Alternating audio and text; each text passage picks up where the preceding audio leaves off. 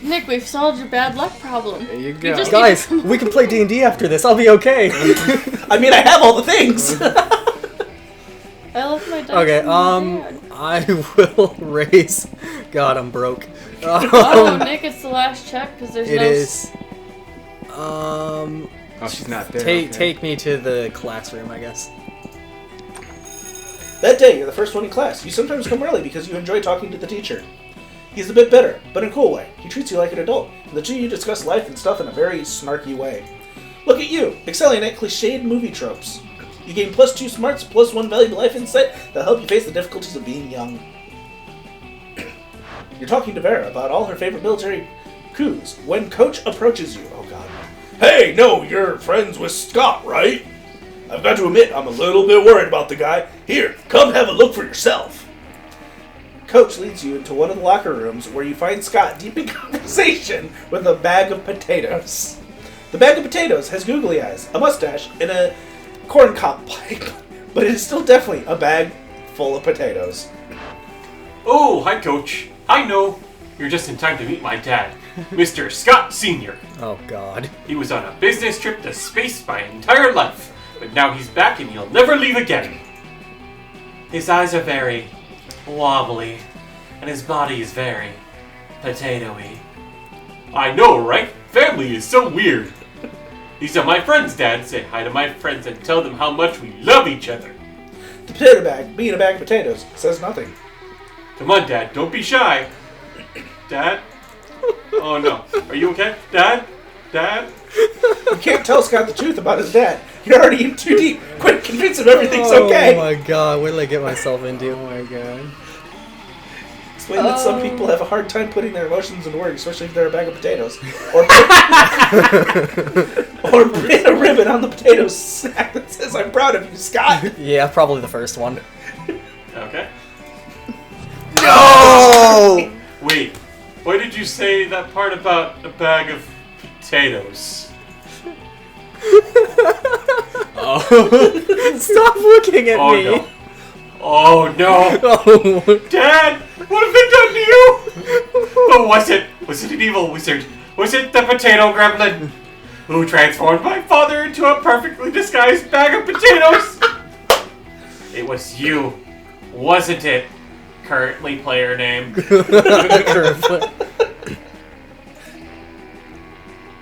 I knew I shouldn't have tried to introduce my dad to my friends. This always happens.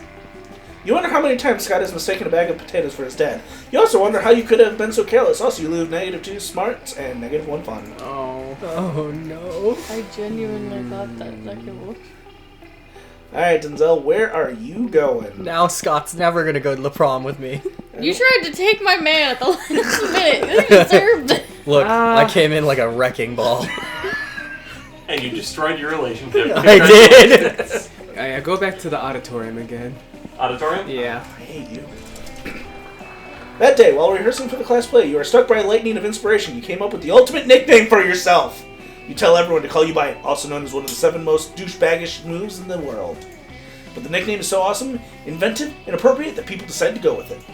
Quite the feat. You gain +2 creativity. Yay. We, the devs, dare you to actually come up with a nickname for yourself and ask the other players to call you by that name until the end of the run. Alright, Denzel, what's your nickname? Oh my god. And it can't be Zell. Oh god. Oh god. Don't look at me. Okay. Oh my god. Turns around. Creative nickname? He's looking at you again. I can And feel as it. douchebaggy as possible. I can think of something. Let's see. Rich McMoneybags. Okay. Rich Alright, McMoney Rich bags. McMoney bags. With your 9 money. Don't worry, we're almost at the end of the game here. Yeah, you This will literally be have, short. Afterwards, Liam walks up to you extremely nonchalantly. It's ridiculous how little he cares about this walk. After considering thought, I've come to the conclusion that you're not a complete poser, or not complete poser. And seeing as I could use a partner for my practically hip late night excursions, considered yourself invited. Tonight, 3 a.m., I'm sure you'll have no trouble coming up with an appropriately underground destination. I mean, it's not like I don't have any cool places to go or anything. I just want to give you an opportunity to prove yourself. Liam vanishes in a cloud of mist and angst. You've got 12 hours to choose the trendiest spot nobody's ever heard of. Monstropolis is the most exclusive new nightclub, asterisk, the hottest, most underground nightclub of all, the Earth's core. Oh, for God's sake. God. Oh Good my luck. Metropolis' most exclusive nightclub, or the hottest underground nightclub of all, the Earth's core. Which one will you go to, Mr. Moneybags? I mean, it's the most exclusive. What's the asterisk? That's the It's name That's of the name of it. And they only play one song, Asterix, Oh my. a.k.a. the first Bleach opening. I mean, that is fine. Oh. You want to go with the top choice? Oh. Choose carefully. No pressure. It's just the love of Liam on the line. Yeah, it's just the last choice you make before, you know. He just, If you fuck this up, you'll go into prom alone. would he like the Earth's core? Or would he love Asterix? I mean, he seems very and it's the most exclusive. Oh, fuck it. Go for the top one. Top one? Yeah. Alright. Oh, So you got it. creative! Meet Liam in front of Asterix at precisely 3:18 a.m. Being on time is for posers. oh It's a my club so God. exclusive even you haven't heard of it before. You had to snag an invite from a time-traveling version of yourself from the future. Monstropolis Club is a satanic diaper orgy inside a decommissioned ravioli factory run by mice who love disco. What the fuck? Liam takes one look at the magnificent entranceway made of a stolen whale carcass and the concept of entropy, and his jaw drops. No! What? Why are you This is saying a no? good Wait, This one. is he good. said a whale carcass, ain't? Oh, well, let's see. Oh, he did, but I thought it was a myth. I've heard rumors that there got everything here. Used cribs, police brutality, the entire frozen food aisle from the discount supermarket. My God, they've even got downstairs dungeons where you can relax in a human jacuzzi. Well, I mean, this is pretty cool, I guess. In case you were wondering, a human jacuzzi is when you sit in a circle while a bunch of naked people spit hot water at you. You gain +2 creativity, +1 fun. that's disgusting. Ew. Okay. I guess we're gonna go to the gym again. Why not? That day, an epic dodgeball match takes place. But the match isn't as important as the human interactions within it. You're at your peak when you decide to go for the overkill and wink at one of your teammates. He's totally mesmerized. It's the most epic wink ever. Damn, you know how to win over people's hearts. You gain +2 charm. Scott catches up with you afterwards, panting with excitement. Hey bro, I was just thinking about how much I like you and want to share all my favorite things with you. Aw. I thought about sharing my bones with you, but I don't remember where I buried any of them. Okay. Then I thought maybe we could go out peeing together, but peeing on each other's territory would be wrong. And I don't know how to share the moon, or even where it is right now. So I guess that just leaves my two favorite things in the whole world. Cheerleading and sports. And since you're not on the sports team, cheerleading it is. Let's cheer together, bro. What's that? You want to know what we're cheering for? Well, I thought I'd leave that up to you. What should we cheer for, bro? Cheer for the working class. Something will aid the rise of the proletariat like a hearty cheer. We should cheer for each other because friendship is the The greatest sport of bottom all. one. So charming. Yes! We'll cheer for each other's cheering. And our cheering will make each other's cheering more cheerful! Scott picks you up and tosses you in the air. Before you hit the ground, he's in your arms, ready for you to toss him. Wait, we're in the air. Wait, what? Yeah. We're I'm in there. confused. How does that work? Toss me higher, bro! With friendship, anything is possible. You toss Scott into the air, but somehow the force of your encouragement allows him to toss you again. You can fly. You fly into space. You crash into the sun. The sun is no match for your love for each other. I can't tell whether this fire in my heart is me getting burned up by the sun or my love for you. It's probably both. You slingshot around the sun, traveling faster than the speed of light. You crashed into Earth 7 days ago, right before the opposing team scored a touchdown in last week's sports game. You obliterate the enemy quarterback. Haha! Yay! Cheerleading! The actual fuck. Cheerleading indeed. And now you have an entire extra week to hang out with Scott, which won't be reflected in the game, for You're time-traveling cheater. You gain +2 boldness and +1 fun. That was a whirlwind. Yeah. You know what? It's, outdoors. More raves! Pretty much. That day during recess, you start a half-hour rave that goes full crazy again. You spot Juan, the small magical Latino cat, who seems a bit sad. He explains to you that he's worried people are so used to calling him Juan, the small magical Latino cat, that now everyone defines him only by his size, magicality, ethnicity, and species. He's more than that. You correct him. You don't see him as such simplistic terms and convenient definitions. It's just that there are around 23 other different Juans in the school, so adding all that to his name is quite necessary.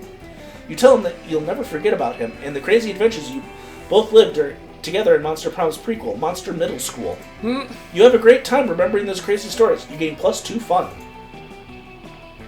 Jeez, my fun is off the charts as well.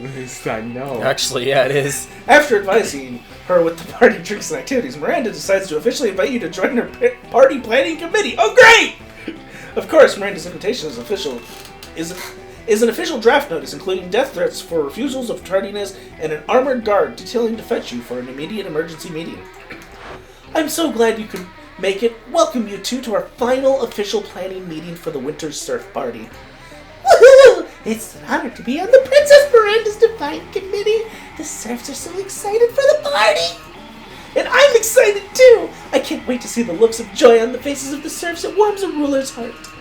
However, there's been a slight planning strategic setback. A few dozen Surfs had the audacity to die during their party preparation work. Something about exhaustion and chronic dehydration and horrendously inhumane working conditions.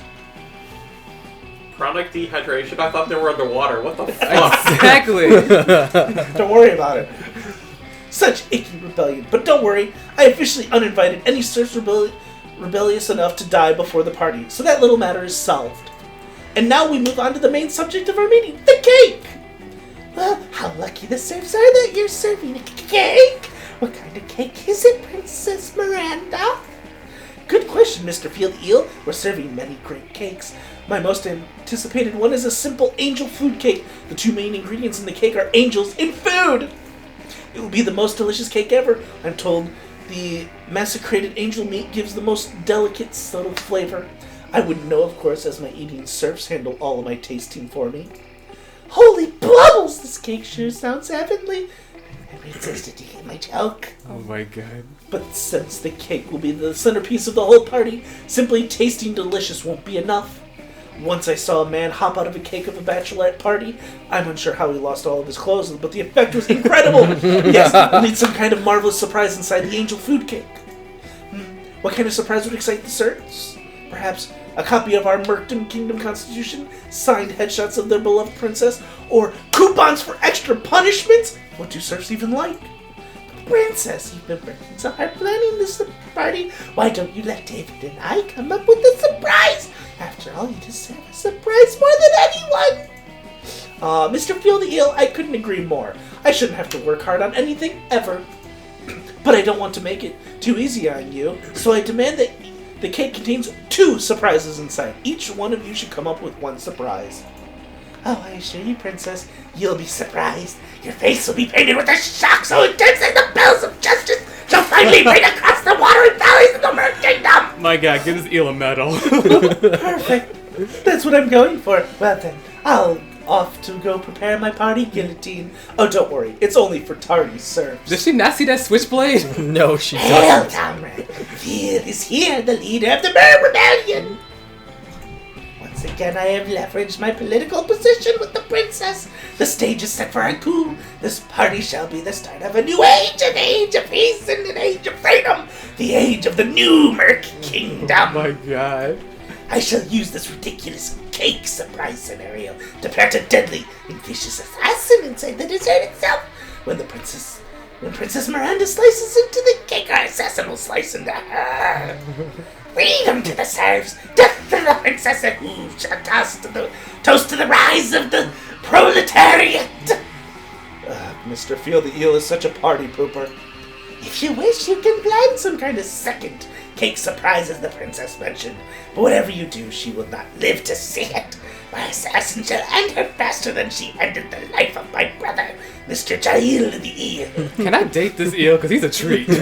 I shall see you on the morrow, comrade. Glory to the new Mad Kingdom! Mr. Feel the Eel slithers away. Quick, come with a counter surprise that will neutralize Mr. Feel the Eel's deadly cake assassin. Very convincing propaganda in favor of origami. Oh my god! The assassin's grandma, in order to scold him about committing regicide. Grandma's hate regicide. Oh my god. Bottom one! Oh no! After some masterful sleuthing work, you discovered the identity of Mr. Feel the Eel's assassin. He's hired the actual specter of communism. This ghost loves common ownership of the means of production, and he assassinates as a side gig on the weekends. After speaking with your close friend, the invisible hand of capitalism, you learn the politically simple ghosts don't actually have grandmothers. So you just grab the closest grandma you can find. Oh no! Her name is Marlene. She loves collecting Christmas ornaments, and her niece helped her set up a Pinterest account. So you stuffed Marlene into the cake right alongside the specter of communism. Who will win, an immortal, politically motivated German assassin ghost, or Marlene, the grandma you found? God, you hope this works. You really want Miranda to survive this party. Marlene has to make it to her granddaughter's dance. Recital next week. You're so anxious that you lose -2 fun and -1 bold at this point. Oh, you lost the ending. You got some fun. Well, I don't know. Because it didn't... Wait, who's this one? That's this is Nick. Who are you me. taking to prom? I don't have the money for Vera. I'll try Scott. It's not gonna work though. I don't think. Yeah, I'll try Scott. You have to pay her? No, You have to. I'll have She money. likes money. There's lots of that- stat requirements. yeah. Yeah. He gonna turn me down. Yeah. He better. He's Zell, gonna who turn are both you? of us down. I think you've pretty much gone after, Liam. Yeah, because it's like, I was trying to go after Damien, You but want to then go after the Liam... hipster vampire boy? I'll go after the hipster vampire. That's who I thought you'd like the best. And I can see, because he's all his creative, so yeah. Scott. Coming after my man that I stole from you. You know, the whole thing, I was going to go after Damien, but Apparently Miranda now. Yeah, Miranda's liking you.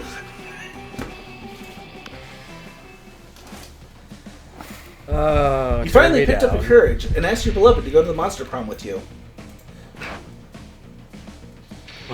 Prom? I don't know. I like turtles. Damn, you're bad at interacting with people. To repent for the sins of making such bad choices, you were forced to walk around the school in the nude, accompanied by a nun who chanted shame over and over while ringing a big bell. What the hell is a Game of Thrones? Classic! Alright, Zell, let's see. Finally pluck up the courage and ask your beloved to go to monster prom with you. You and me? I'm not attracted to you in that way.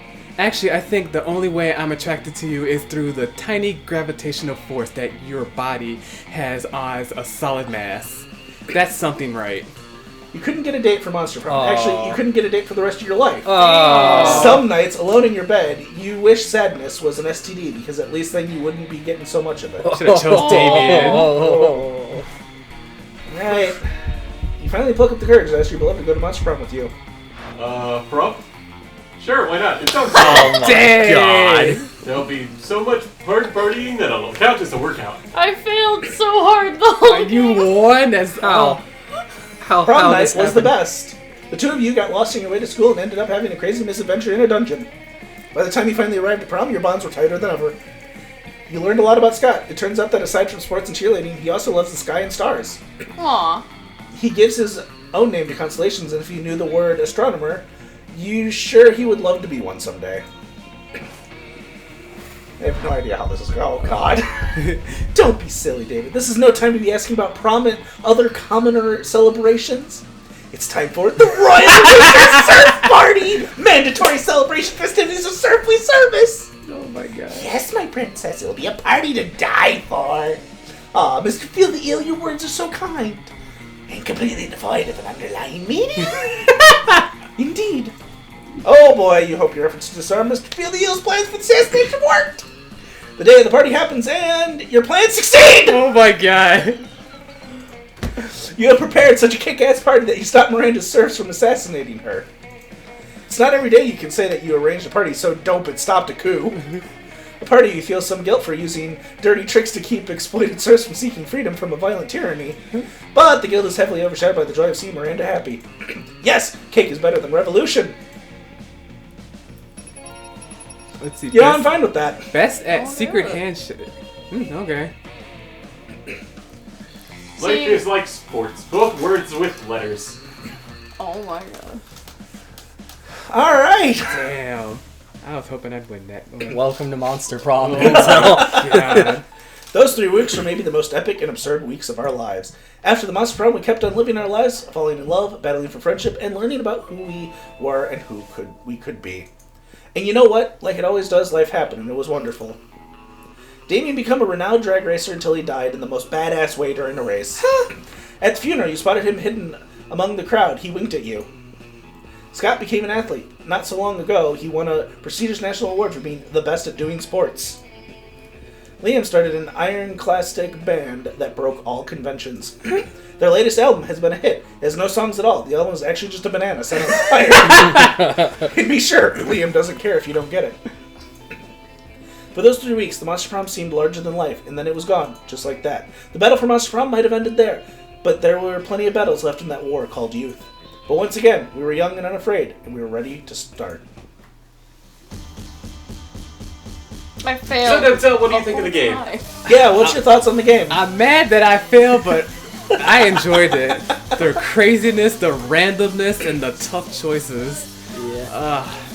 I was never good at these type of games. Dang. I mean, it's just a cool competitive dating sim. Yeah, God. I mean, those two words together. Competitive dating It sim. basically is a competitive. I just love how I was like, I'm gonna go after Damien. What's this, Miranda? Secret ending. I was trying It's, to. you got that because of the present. Yeah, I figured. I think I fucked up too much, so like. Which is funny Well- because the first time I played, I tried to go after Miranda and failed. You probably could have gotten Liam if your stats had been high enough, because you have to meet like a certain stat requirement with all of them. Everyone has a certain heart requirement, and then they have certain stats that need to be at a certain Yeah. level. Well, I found- and depending on the length of the game, how many players there are, and everything else, that's different. Well, I found it at the end, so I was like, oh well, damn. We wanted you to have a good first run, though. I- Figure it out like we all did. I enjoyed it, so now I'm gonna have to just have to get this game and see Yeah. how I'm gonna get. There's what I also want. the second term DLC, And then they're making a sequel for and then it. there's Are the they sequel. really? Did I haven't you even. not They kickstarted kickstarted it. I have not even played the DLC. I've only done this, the base. and Oh, that's you it. haven't? Okay. But do you have the DLC right here? Yeah, he's got the DLC. I have the DLC. But yeah, they're in the process of making it. It was a big Kickstarter thing. Yeah, there's a sequel that's going to have like 4 different game modes. I mean, all the characters are cute and they have all different type of personalities, and I like that. Okay, but who's best girl and best guy? Like I mean, he didn't get to see a lot of Best Yeah. Girl. I mean, no, we saw plenty of best. Yeah, we saw plenty. Best girl is Polly, excuse you. No. Polly is crazy as fuck. I'm gonna stay away from that bitch. I'm just go. I'm just gonna Miranda. go with the more of the not Maleficent, the more of the Miranda. Medusa. Fish girl. Oh Oh, no, no, Vera. Vera. I like you want Medusa. Vera. Of course. Vera's That the makes one I sense. thought. you'd Vera, like. she was snappy and just like get out of my face. She's I'm rich. snappy and sassy, and she throws her money around. So and I love my character, even though I don't have much of a voice, but I love my character I have. And also, I like Damien and I do like the Liam, and that'll be about it. I mean, Damien's best boy. like the crazy like princess chick, but she's like too high maintenance for me. I'd have to overthrow her. Honestly, I love all of them, but Polly always just makes me laugh. Right. Vera, I love just because she's Vera. You're right. And I love the whole little goth click thing, and I do like the little prince that comes out of the portal. Interdimensional prince. Yes. He's like a side thing. He comes yeah, out and there are tries to so steal many you. secret endings It's like, that you can date almost anyone. can you get these side people? You if can date try? almost anyone. You can but date you the have to do some shopkeep. work. Okay. You can get the But date the shopkeep? yeah, but you have to get all the 6 original ones first. It's more than that. I looked into it. It's a lot more of the secret Oh, boy. endings. Well, anyway, this has been Monster Prom. I hope you enjoy, because this has been interesting. Yes. Always is. Always is. I hope you As guys... always, leave a like if you ever want to see more. Oh my god, that plug. I mean, we could probably. But anyway, we'll catch you guys in whatever we do next. Bye-bye! Bye bye. End the recording.